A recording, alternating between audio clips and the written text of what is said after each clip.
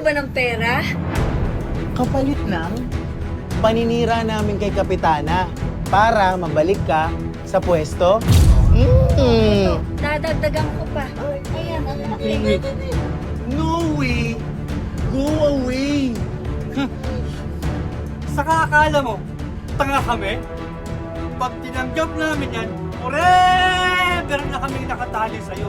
At wala ka nang gagawin, kundi utusan kami. Tama. Ayaw naming uutusan mo kami. Hindi mo ba alam na mga tamad kami? Di ba?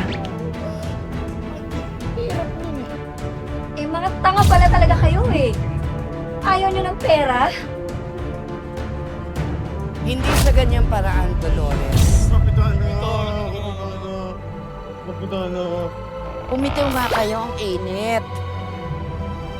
Kung wala ka namang idudulog dito sa opisina ko,